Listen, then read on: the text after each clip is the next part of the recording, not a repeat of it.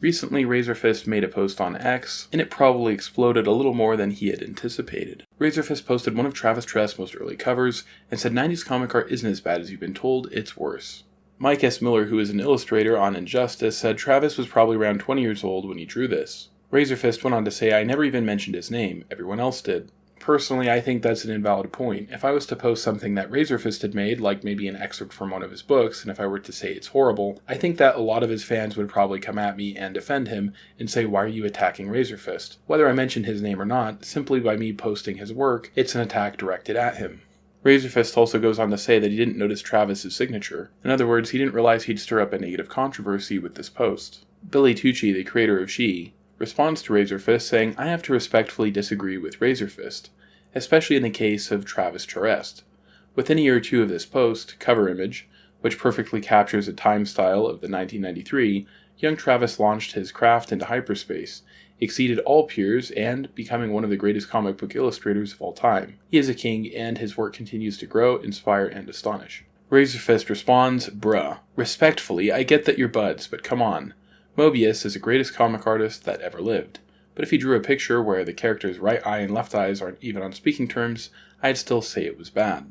To me, it sounds a little bit, when he says respectfully, that he's sort of trying to copy Billy Tucci to kind of be a little annoying. I could be wrong, but that's something little kids do a lot. You know, when they don't really have anything substantive to say in response, they just kind of copy what you're saying and mimic you, but kind of in an annoying tone to sort of undermine what you're trying to say. To me, that's kind of how it seems.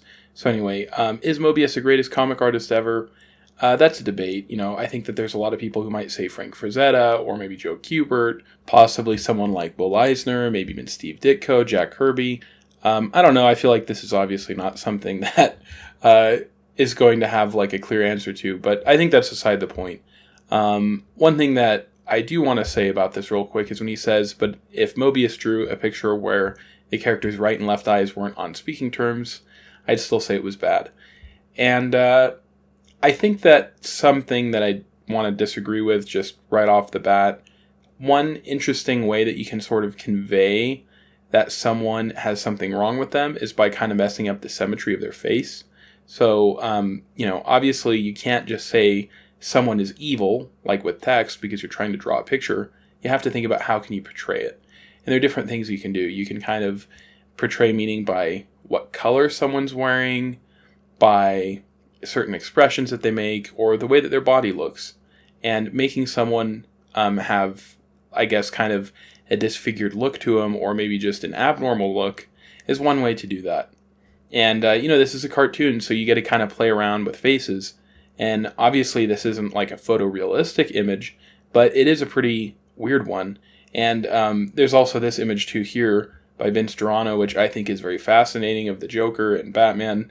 A lot of people maybe might not like it. I do. I think it's pretty cool. So this is kind of where things get a little interesting. Shane Davis responds to Razorfist. He says, that's some of Travis Charest's early work, which is great compared to what DC was publishing on half of their monthly titles at the time. I doubt you understand this, but Travis Charest is a comic book god. Every artist starts somewhere. It's important to point out that Razorfist didn't notice Travis's signature. That's at least what he said. I kind of almost feel like maybe he didn't know who Travis is, and I'm not attacking him for that. And when Razorfist says he didn't even notice Travis's name, it kind of sounds like he sort of regretted making this post. And he was saying, I didn't recognize it was Travis. I didn't know it was him. Almost kind of implying if I did, I maybe wouldn't have posted this. Ethan Van Sciver explains that some people feel that Shane Davis was attacking Razorfist. And this is Shane Davis's rebuttal. Shane, you're friendly with a lot of people. Well, not Razorfist, evidently. Yeah. Not, because I'm a talentless fuckwit. Okay, now hold on a second. So you said this, and it's perfectly okay, but here's the problem. You said, I doubt you understand this, but Travis Charest is a comic book god. Now, Shane, and then you said every artist starts somewhere. The Travis thing, I mean, look, I was just pointing out, like, hey, I know you don't know this, but you're actually dogging Travis. And if he was insulted that he had egg on his face, I'm sorry he fucking smashed eggs on his face. I think that's fair enough and well put and well said. And Shane, as usual, I'm on your side 100%. Fagatry says he insulted you once after you randomly came at him, to be fair. After I didn't come after Razorfist. I actually defended Travis. That's not me coming after Razorfist. Both can be, he can feel that, but that's not true. I actually have met the guy, know the guy, respect everything that guy's drawn. Not everything's great. Just like not my first published comics suck. I'm sure, Ethan, your first published work isn't your most favorite work. So to say I'm just attacking him because he's attacking another artist and I'm correcting it, I'm at least checking the ball. Like, hey, guy, this guy became a god in 4 years. Yeah. I mean, comparing him to the Beatles like I did, I think is pretty apt, because same thing happened to the Beatles. The Beatles went from She Loves You, Yeah, Yeah, Yeah to the White Album in 4 years. And that is an incredibly rare advancement and growth artistically and creatively in such a short period of time that only a few people managed to accomplish. Razorfist responded to Shane Davis, saying none of which changes that this art sucks ass through a garden hose. Razor really seems to try and redirect the conversation away from Travis Charest and what he would become in his later years, and isolate this one cover as something separate from Travis. Razorfist is so adamant that this artwork is extremely horrible, but not everybody necessarily shares the same opinion. So Shane Davis went and he made this post. He said, "I don't know, I think Travis has a future." And so besides this cover which Travis had made, Shane Davis showed some artwork from the Indiegogo campaign for Ghost of the Badlands, which was a comic that Razorfist had written. Now let's take a quick listen to what Shane Davis had to say about this tweet he made. And that's Travis's probably some of his earliest work. Every artist knows Travis Charest is probably one of the best living, hyper-detailed line artwork comic artists in the industry that really doesn't do a lot of anything. I think his last book he did was with Mark Millar, and I don't think Mark Millar is saying Travis Charest's art sucks ass out of a garden hose. And this is where I just kindly say, I don't know, I think Travis has a future.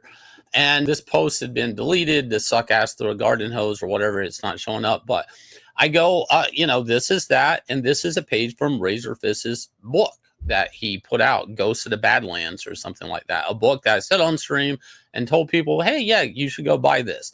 Now, I'm not sitting here attacking this artwork, but I am sliding it next to the artwork he's shaming. And I'm like, is this 90s stuff garbage? Or comparatively put together this? I don't know, man. It's like you kind of have to self-reflect a little bit when you out here taking these blind shots. Razorfist obviously wasn't very happy with this response. He said that's a preview page from Indiegogo. So basically implying that this artwork, which he had used to promote his book, never actually made it into the book because Razorfist or Georgie didn't think it would adequately help move the story forward for one reason or another. Maybe it was redrawn, or maybe that scene was just cut out. Now, I don't really think that's a very good argument to say this work, which I was using to promote my book, it didn't actually make the final cut. That just maybe means you didn't have a good judgment call by putting it there in the first place. It would be like someone criticizing a scene that they see of a movie in a trailer. That scene from the trailer never actually makes the final cut. And then someone saying, oh, well, we didn't actually keep it. Well, why did you even put it in the trailer to begin with? So even though you cut that scene from the movie, you still left it in the trailer. And then Razorfist says in parentheses, and the artist is Georgie Alexopoulos. Now that's an extremely funny response because now Razorfist is trying to distance himself from this work which he collaborated on. Oh, I didn't draw that. Georgie drew that. Shane never said that you drew this, Razorfist. You're just making up a straw man. You're making it sound like Shane was criticizing you as an illustrator or a cartoonist. That isn't what he was doing. He was just trying to put something in perspective. He never said that you were the artist, but you're trying to make it sound like he did. Now, it's also funny because you're still distancing yourself from George. You're like, oh, I didn't draw this. I didn't do it. You can't criticize me. Georgie drew it. Well, yeah, you paid for it and you hired him. So you still have to stick behind this. It's like when you're a little 5-year-old at the grocery store and you're running around, jumping on shopping carts, maybe knocking things over, and your mom goes, hey, honey, go control your son. You know, the mom says kind of jokingly, it's your son, honey, not mine, even though in reality, yeah, it's both of yours. Why is Razorfist trying to disassociate from his own book in this way? This also gives Razorfist less of a leg to stand on. The reason why Georgie Alexopoulos drew this book is because Razorfist doesn't really know how to draw. If he did, he would have illustrated it himself. Every Sunday, we all think that we could be the quarterback, we could be the coach, we could say how you could make that pass, how you could have scored that touchdown, how you could have won that game, but in reality, none of us could have actually made it on the field. Razorfist called Shane Davis I'm a talentless fuckwit. Now, I think Razorfist needs to kind of come up with a new insult because this is one that he's actually used a lot. He called me something like this once in my YouTube comment section on a video I made, which was kind of discussing something he had said about Lord of the Rings and J.R.R. Tolkien.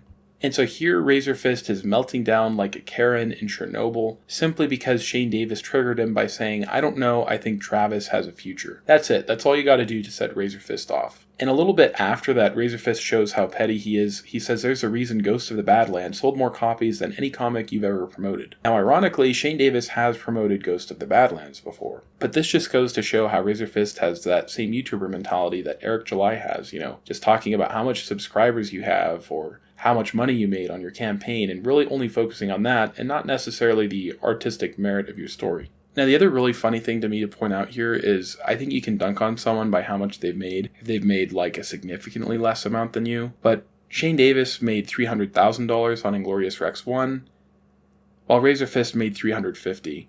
Sure, he did make more, but you also have to keep in mind that Razorfist has a lot more subscribers on YouTube. I think either 250,000 or 500,000, whereas at the time Shane Davis only had 7,000 subscribers on YouTube. So with just a very small grain of sand in terms of an internet following, and yet Shane Davis still ended up earning a similar amount of sales as Razor. And I think that has a lot to do with the quality of the work that was being produced. There were a few comic artists who ended up coming to Shane Davis's defense a little bit after this. Ethan Van Sciver was one of them. But Ethan Van Sciver never said that Razorfist was wrong with regards to calling Shane Davis talent-free. And I do have to say on the record that I emphatically disagree with Razorfist's assessment. If you haven't read Shane Davis's book, Inglorious Rex, I highly recommend you do. Now is a great time because he's making a prequel, and you can actually order it for a limited amount of time on his website. The prequel, Anatomic, will be hitting the printer soon. If you'd like to learn more about Shane's comic book, Inglorious Rex, I'd highly recommend that you check out my review of it. But even just from a quick glance and you look at some of these characters and scenes from his book, imagine how excited you would have been to get action figures of these characters on Christmas morning, or to play a video game featuring them. Now, I do agree with Razorfist that this drawing that Georgi Alexopoulos made was good. I don't really get that same feeling from it. I don't look at this and go, oh, I wish I would have had action figures of these characters. I wouldn't be able to distinguish them as anything different from just cowboys.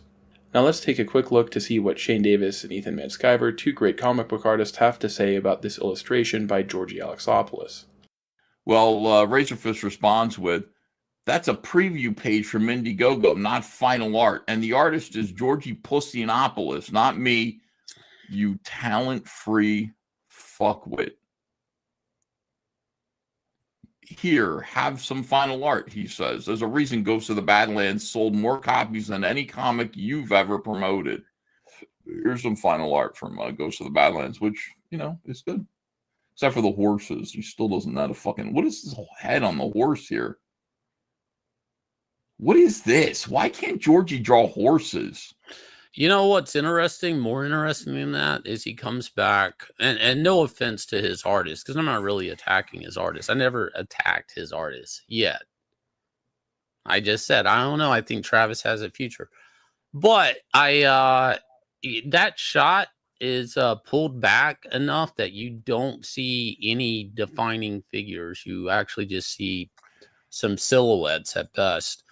No faces, no hands, silhouettes of horses that are busted, and a lot of grace. I once again, I'm somebody who only cares about the art. I only care about the art. When it comes to I'm on your side because of Razorfist's behavior here and his blatant embarrassing display of ignorance. And, I like Razorfist. It doesn't mean I'm suddenly anti-Razorfist, but he should be smarter than this. And I think he took a shot at just I think I'm going to say that 90s comic art sucks. And I'm going to use Travis Charest as an example. That was a bad idea. When you woke up, you'd probably want to go back in time and Groundhog Day it so that it doesn't happen the next time. You know what I mean? But when it comes to the art, this is great. I mean, when I saw this, I said, I fucking hate Georgi Alexopoulos. But this has movement and motion and mood and energy. You're right. And you can pick it apart for details. Like I look at it and go, why can't he still draw a horse? But I mean, look at it. It's good, but it's a bad example of if I saw this piece and like, Shane, do you want to hire this artist? I'd be like, can I see some pages with faces, with figures, with more close-up shots of those horses. Like, this isn't anything I could hire anybody off of, meaning it's a poor example of what the artist can actually do. You can't see one face. You can't even see a really good figure. You can't even see a really good horse. I will say from this shot, the guy understands like gradients really well. Gradients. You mean just the tones of gray in there? Yeah. Like, so I would say that. But if you're going to tell me this is a good example of what you're selling, I don't even know what this artist draws faces like looking at this. I don't know what his figure work is like looking at this. I don't know. Everybody's back is turned to me. Yeah, I guess, but at the same time, I'm just going to repeat myself. This is crackling with energy and motion and movement. Sure. It is the rain coming down it looks phenomenal. I mean, it's good. In my opinion, this is good and bordering on great. Ethan Van Sciver says that the drawing is good and probably great, but Shane Davis says that the drawing is obscured and he can't really give a good reading on it as you don't see any of the characters or horses clearly. I actually agree with both Ethan Van Sciver and Shane Davis here. So there is this strategy that girls oftentimes use nowadays on social media, on dating apps, where they will take a picture of themselves with a blurry lens, or maybe they'll be far away, or they'll be kind of halfway turned so you can't completely see them. And in this photo, they'll look amazing, but then in real life, they're just, an average person. Obscuring a person or an object can oftentimes make it seem more appealing than it actually is. This is a really great panel, but obviously you can't carry the weight of an entire book this way. Now, of course, Shane Davis could have never expressed this to Razorfist, as Razorfist prefers to be surrounded by a hug box of his most ardent supporters. Despite the fact that Razorfist was the one who was making very personal attacks at Shane Davis has since been blocked. Vasilis Lolos, the illustrator of the Pirates of Coney Island, says, "Another shouty-mouthed YouTuber writer posts himself into a corner and back into a bag. Take the L and take the Pissopolis with you, Holmes." And as we previously discussed, Ethan Van Sciver sort of defended Shane Davis. This was a topic that would later come up on Ethan's show. I said Shane is not a fuckwit. I'm talent-free, but I'm not fuckwit. Well, I mean, it's obvious that you're talented. I mean, it's, saying that it's obviously not to Razorfist. He doesn't even know your work. Obviously, to Razorfist, I don't have talent. I mean, he stated it. He deleted it. But to say it's obvious, not to that guy. Yeah. I think people get mad at each other. And, it's like, because you're mad, they do this to me too. They're like, Ethan can't draw. He can't write. It's like, no, I'm the greatest. I'm literally the greatest. You shut the fuck up. I understand you don't like me for whatever reason. Your father ran out on you. You see me as a simulacrum of that. Makes you angry, mean, mad. But to say that I am not one of the singularly greatest comic book creators of this generation is doing me and reality and history a severe disservice. And it makes you look stupid. So, I mean, that's when you're insulting people and their ability because you're mad, which is, I think, what Razorfist did to you. Like, I'm angry that you are embarrassing me and making me eat my words here. So therefore, you don't have any talent, Shane. I feel bad that I feel bad that he built an embarrassing situation with that original tweet dunking on Travis. I feel bad for him. I feel bad for him just like I would feel bad for kids that lose in the Special Olympics. I wish they all got a trophy. I do too. Well, the Special Olympics, they probably do all get a trophy. They probably do. Beyond all this disagreement, Razorfist does seem to agree with Shane Davis on one thing. So here, a guy who was called a Sith Lord said this is so stylistically different from what the artist would do later that there would have to have been some editorial directive to draw like the dudes at Image. Razorfist said, which is half my point, and the people spurting out about it are only reinforcing my entire argument. Even talented people such as Travis Charest were all but expected to transmorgify into Jim Liefeld.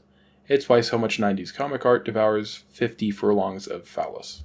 So despite the fact that Razorfist had previously admitted to not knowing that Travis Charest had illustrated this drawing, he's now claiming that this was all part of his grand plan to illustrate that Travis Charest was forced to draw like Jim Lee and Rob Liefeld.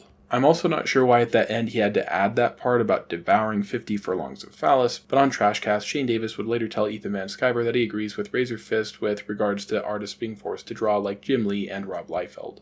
There's artists that I know for a fact that were at Marvel after Jim Lee left, and they were being paid a lot of money to purposely emulate Jim Lee to as close as they could to almost tracing. This was a thing with Editorial. So I don't even know like what Editorial. No, Shane, no. That's not the way it worked. You didn't go in and they didn't say you need to draw like Jim Lee. What they did would they would say we need people who draw like Jim Lee, and they would hire people who drew like Jim Lee. I could tell you a story from an artist that worked before Jim Lee and after Jim Lee left, and I could tell you what they were making an issue, and I could tell you that they were being told to hatch more like Jim Lee. Yeah, but he probably already drew like Jim Lee, which is probably why he got his job. Anyways, hey, why do you want to kill me all the time? I'll agree to disagree. I was there. You were not there in the 90s, Shane. And let me just pull rank a little bit. I worked all through the 90s. You didn't start working in comics until 2005. Yeah, so, I'm going to type it in the private chat. Oh, you son of a bitch. Okay, hold on. Ethan doesn't know shit, says Owazero. You're going to tell me in the private chat? Hold on a second. Oh, you mean his dad told you? Yeah, this was a thing that happened during that era. To both of those artists. So, and they were paid a shitload of money to do it. Why wouldn't you just say that? I don't think that's. Because I'm still friendly with some people. I know you might not believe that. Yeah, I am. No, I know you are. Shane, you're friendly with a lot of people. Now, all this talk, I guess, ended up kind of trickling upwards as Rob Liefeld would later respond, and he said, I saw some folks talking about 90s art, saying ridiculous stuff. Youngblood 4 sold 1 million copies. Youngblood is me, and I am Youngblood. All good here. The 90s movement continues. Razorfist then said, achievement unlocked. To me, it seems like Razorfist was just trying to get attention, but I think he accidentally ended up getting some pushback that he wasn't expecting or wanting, and I think he also demonstrated his true colors. Stirring controversy for controversy's sake is definitely a double-edged sword. This reminds me of Melanie Mac trying to get a bunch of attention on Twitter last year with that whole Goonergate situation. It seems to me like Razorfist just wanted some attention and he was a little surprised that some of it was negative. So do you agree with Razorfist that 90s comic books were horrible? Or is Razorfist a little off base? Let me know what you think in the comment section, and as always, don't forget to like and subscribe, or... You are a hoe-ass